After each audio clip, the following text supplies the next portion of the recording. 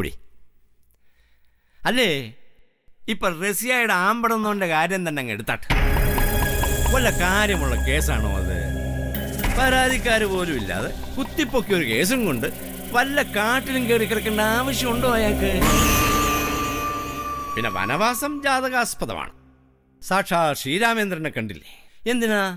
നളൻ, പാണ്ഡവന്മാര്, അതാ. പക്ഷെ അതുപോലല്ല കേസ് ഇത്. ഇതിപ്പോ അയാൾ തന്നെ വിചാരിച്ചാൽ തീർക്കാവുന്ന വനവാസമേ ഉള്ളൂ. അത് റസിയ തന്നെ പറഞ്ഞ് മനസ്സിലാക്കി കൊടുക്കണം. അതിന് പറ്റണം റസിയയ്ക്ക്. അത് പത്നിധർമ്മമാണ്. ഭർത്താവിന് ആപത്തുണ്ടാവുമെങ്കിൽ അയാൾക്ക് സദ്ബുദ്ധി ഓതേണ്ടത് ഭാര്യയുടെ കടമയാണ്.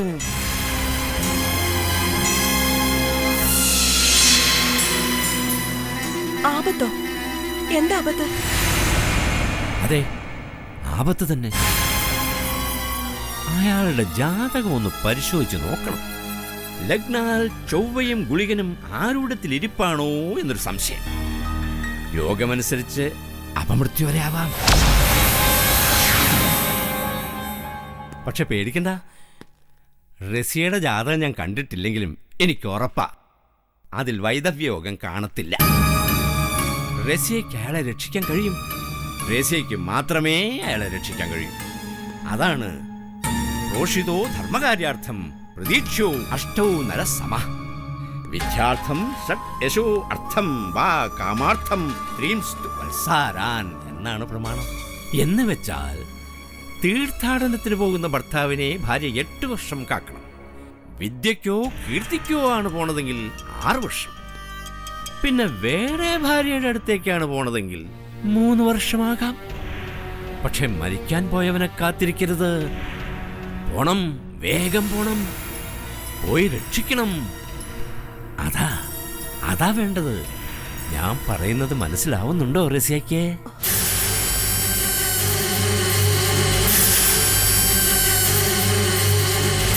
റസിയ ആനക്കൊല്ലിക്ക് പോണം. പോയി കൂട്ടിക്കൊണ്ട് വരണം റഷീദിനെ. ആലോചിച്ചു മതി. പക്ഷേ മരണം അവിടെ എത്തും മുമ്പേ എത്തണം റസിയ അവിടെ. മനസ്സിലായോ?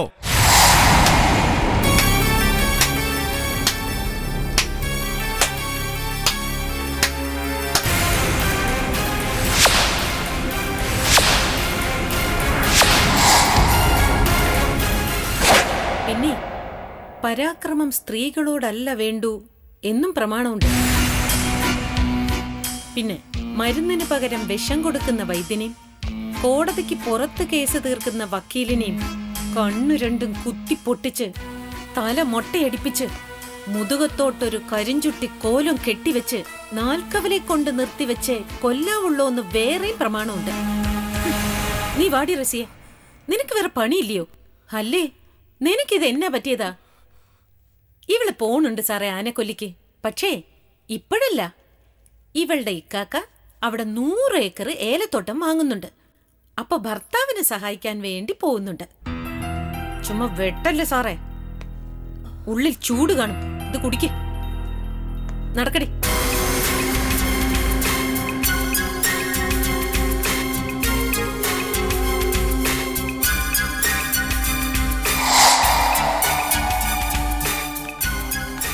മിസ് ആൻസി ജോസഫ് മണവാളൻ,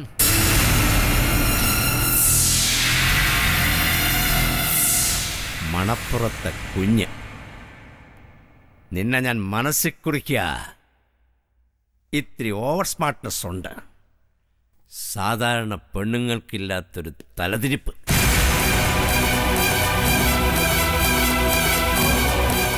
കൊള്ളാം, തരക്കിടില്ല. തേച്ചിട്ട ഉടുപ്പ് ഉടയാതെയും കണ്ട ഭട്ടതിരി കണ്ട കേസെല്ലാം ജയിച്ചത്. ഇനി ഉടച്ചിട്ടും ഉഴപ്പിയിട്ടുമേ ജയിക്കത്തുള്ളെന്ന് പറഞ്ഞാ അത് ഈ പ്രായത്തിൽ ഭട്ടതിരിക്ക് ഇത്തിരി പ്രയാസം. അങ്ങനെ വരുത്തരുത്. അതുകൊണ്ട് പറയുക, നമ്മൾ തമ്മിൽ പിടുത്തം വേണ്ട, അങ്ങ് വിട്ടേരെ. നിന്റെ പ്രായത്തിനൊത്തൊരെണ്ണത്തിനെ കണ്ടുപിടിച്ചേം വെച്ച് തരത്തിനൊത്തു മതി നിന്റെ പോര്. അത് ശരി. അപ്പൊ വേണ്ടപ്പോ വേണ്ടത് പറയാനും അറിയാം, അല്ലയോ? പ്രായ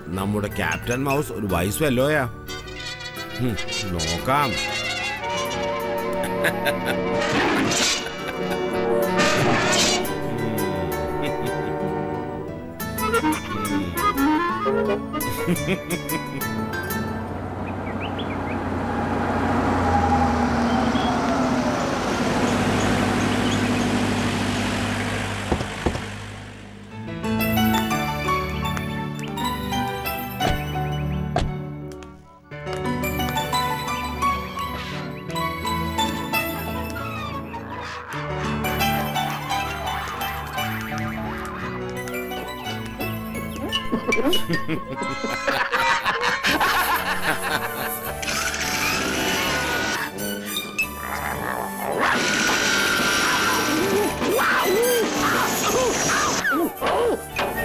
ലുക്രോണി, അത് നടക്കത്തില്ല. അവന്റെ പണിയൊന്നും നടക്കത്തില്ലെന്നേ.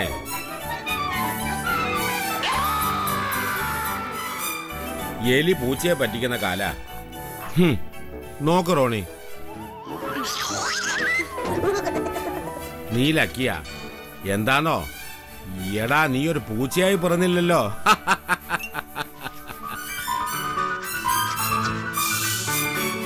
അല്ലേ, നീ കോടതി കഴിഞ്ഞ് വന്നോ? പപ്പ ഇത്രേ ആയുള്ളൂ. മണി എത്രയെന്നാ? പിന്നെ ഇന്ന് കുര്യച്ചനങ്ങളുടെ വീട്ടിൽ ചെല്ലാമെന്ന് പറഞ്ഞിരുന്നത് മറന്നു. മറക്കാനോ? അത് കൊള്ളാമല്ലോ. അത് മറക്കാൻ പറ്റുമോ എനിക്ക്? ലൈലേ, കോളെന്താന്നറിയാവോ? എന്റെ മോള് ആൻസി ജോസഫ് മണവാളിന് ഒരു പുത്തൻ മണവാളിനെ ഒപ്പിക്കുന്ന കാര്യ. മന്ത്രി കുരുവിത്തടത്തി കുരിയച്ചൻ വരാൻ പറഞ്ഞതാ. അതെങ്ങനെയാ മോളെ ഞാൻ മറക്കുന്നേ? പപ്പ, കല്യാണ കാര്യമൊക്കെ അവിടെ കിടക്കട്ടെ.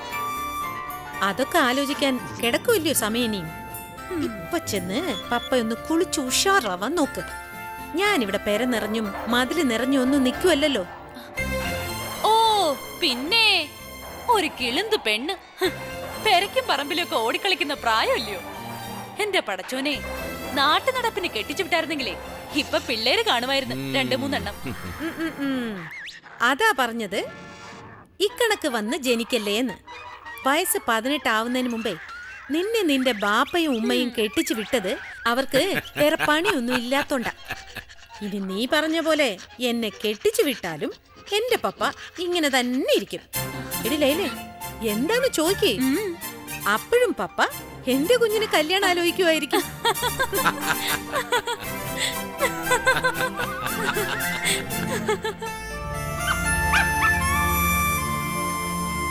എന്തുവാടാ?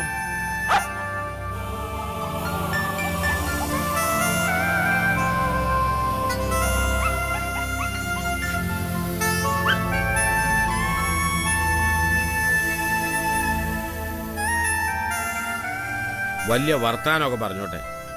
ഇനി ഞാനൊരു സത്യം പറയാം. നോക്ക്, ഇനി ഒരു വർഷം അങ്ങോട്ട് നീങ്ങിയാലേ കെട്ടിച്ചൂടാൻ പപ്പ ഇത്തിരി വിഷമിക്കും. പിന്നെ അതങ്ങ് കളപ്പപ്പ. മണപ്പുറത്തെ വീട്ടിലെ ഡോക്ടർ ജോസഫ് മണവാളന്റെ മകളെ കെട്ടാൻ ഈ ഭൂമി മലയാളത്തിൽ ചെറുക്കനില്ലാതൊന്നും വരത്തില്ലെന്നേ. ഒന്നുമില്ലേ, പാരമ്പര്യ മഹിമ കേട്ടാലെങ്കിലും വരത്തില്ലയോ ആൺകിളികള് 4-5 കറ കളഞ്ഞ അച്ചായമാരാരെങ്കിലും ഭൂമിക്ക് മീതെ ജീവിച്ചിരിപ്പുണ്ടെങ്കിൽ പിന്നെന്തിനാ പേടിക്കുന്നേ? അല്ലേ, അതിന് സംശയമൊന്നുമില്ല. അതുകൊണ്ടല്ലേ കുരുവിത്തടത്തെ കുരിയച്ചനായിട്ട് ഇങ്ങനൊരു ആലോചന പറഞ്ഞത്. ആനമലേന്ന് അന്നമ്മച്ചായി കൊടുത്തുവിട്ട ചെറുക്കൻ്റെ ഒരു പടം കുരിയാച്ചനിവിടെ കൊണ്ടു തന്നിട്ടുണ്ട്. ഫോട്ടോയോ? എന്തിയേ? ഇതാ നോക്ക്. ആഹാ, അത് ശരി. അപ്പൊ ഇതാ ആനമലയെ തമ്പിച്ചാനല്ലയോ? ആഹാ, കൊള്ളാമല്ലോ.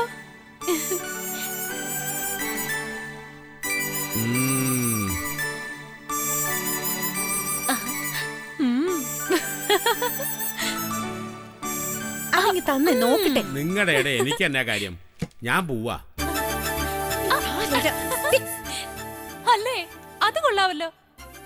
മണപ്പുറത്തെ പെണ്ണിന് മൂത്ത് നരച്ചാലും കിട്ടും ഒരാണിനെ. ആ പിന്നെന്തോയിനാ ഫോട്ടോ തട്ടിപ്പറിക്കാൻ വരുന്നേ? അങ്ങനെ ഇപ്പൊ കാണണ്ട. എടി ലൈലായി, നീ എന്തോത്തിനാ ഇനി ഈ ഫോട്ടോ നോക്കിക്കൊണ്ടിരിക്കുന്നേ? നിന്റെ മാപ്പിളെങ്ങാനും അറിഞ്ഞ അതും കുഴപ്പാവൂന്നേ. അതിങ്ങി തന്നെ. അങ്ങനെ അങ്ങ് കുഴപ്പാകുന്നേ അങ്ങ് ആകട്ടെന്നേ. അല്ല, ഏതായാലും ആൻസി കുഞ്ഞിനിപ്പ കല്യാണമൊന്നും വേണ്ടല്ലോ. അല്ല, ഇച്ചിരി മുമ്പേ പറഞ്ഞെന്തുവാ? നാക്കെടുക്കുന്നതിന് മുമ്പേ വാക്ക് മാറ്റി പറയല്ലേ, ഞാൻ തരത്തില്ല. നീ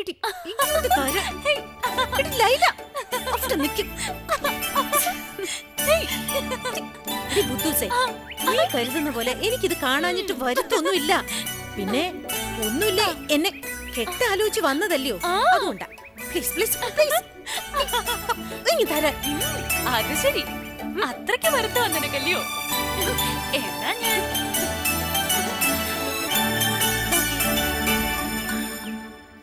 ആനക്കൊല്ലിലെ ശിക്കാരിക്കാരെ പോലെ ഇരിക്കുന്നു.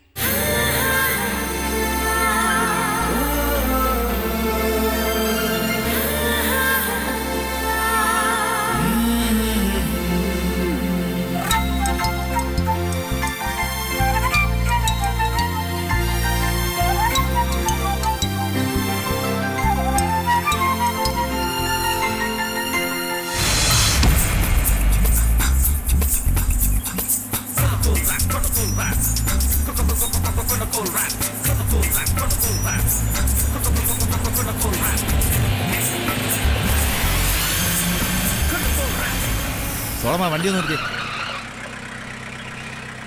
റിവേഴ്സ് എടുക്ക്. ആ വരട്ടെ വരട്ടെ. ഏയ് ഹലോ ഹലോ, ഒന്ന് നിന്നേ. എന്താ? ഒന്ന് ഒതുക്കി നിർത്ത് സോളമാ. ആ നിർത്തുന്നു. കൊല്ലിപ്പാറയ്ക്ക് ഇനിയുണ്ടോ? എവിടുന്നാ? എന്താടോ ചോദിച്ചു കേട്ടില്ല, എവിടുന്ന് വരികയെന്ന് ചോദിക്കും. എവിടുന്നായാലും എന്തുവാ, ഇയാളോട് കൊല്ലിപ്പാറയ്ക്കുള്ള വഴിയല്ലേ ചോദിച്ചുള്ളൂ. എവിടുന്നായാലും വഴിതെറ്റി കയറിപ്പോകാൻ പറ്റിയ ഇടമല്ല കൊല്ലിപ്പാറ. അല്ലേ, കൊല്ലിപ്പാറയിൽ എന്തുവാ പുലി ഇരിക്കുന്നോ? വഴി ചോദിച്ചാ വഴി പറയണം, അല്ലാതെ പൊളപ്പെടുക്കല്ലേ. പൊളപ്പെടുത്താ നീ എന്താ? സോമാ, ചേടാ ഇത് കൊള്ളാവല്ലോ. നീ അങ്ങോട്ട് മാറിയെന്നേ. അതെ പറയാം, ഞങ്ങളങ്ങ് പെരപ്പങ്കാവിലേക്ക് താഴേന്ന് വരിക.